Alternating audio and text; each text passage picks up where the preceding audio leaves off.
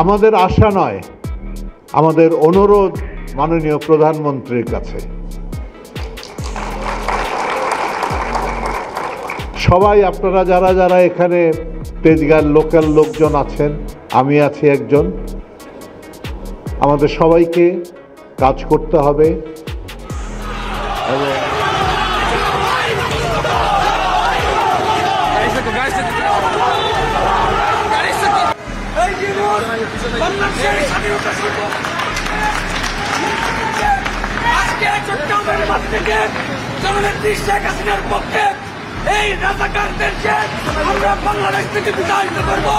এদিকে ফেব্রুয়ারিতে আওয়ামী লীগের নতুন কর্মসূচিকে নিয়ে উত্তাল ঢাকা রাজপথ। সেই সাথে এবার আওয়ামী লীগের নতুন কর্মসূচি পালন করতে পারে বিনোদন জগতের অভিনেতা আলমগীর, এই নিয়ে গুঞ্জন রটেছে সোশ্যাল মিডিয়ায়।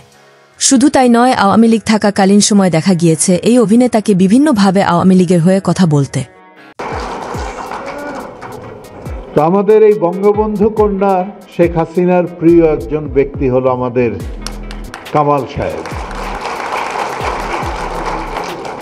দুবার সফল স্বরাষ্ট্রমন্ত্রী, চারটিখানি কথা নয়। আমরা আবার ওনার সাথে আছি।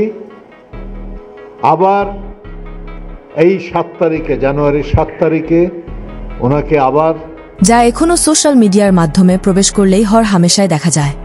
সূত্র ধরে জানা যায়, নিষিদ্ধ সংগঠন ছাত্রলীগ আওয়ামী লীগের নতুন কর্মসূচির অপেক্ষায় রয়েছে। শেখ হাসিনার ডাক পেলে মাঠে ঝাঁপিয়ে পড়বে নেতাকর্মীরা বলে সূত্র ধরে জানা গিয়েছে।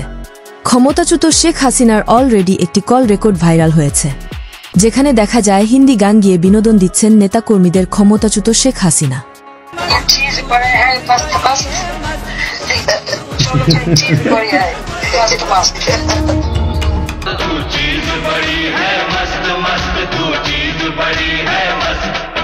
এবার হিন্দি গান গেয়ে নেতাকর্মীদের ঐক্যবদ্ধ করছেন সাবেক প্রধানমন্ত্রী শেখ হাসিনা।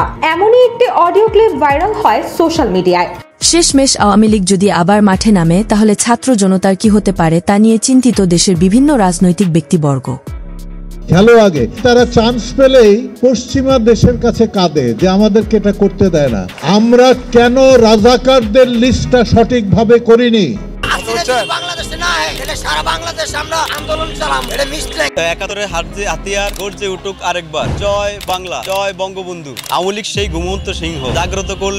ভিডিওটি দেখার পর আপনার মূল্যবান মতামত আমাদেরকে কমেন্ট করে জানিয়ে দিতে পারেন।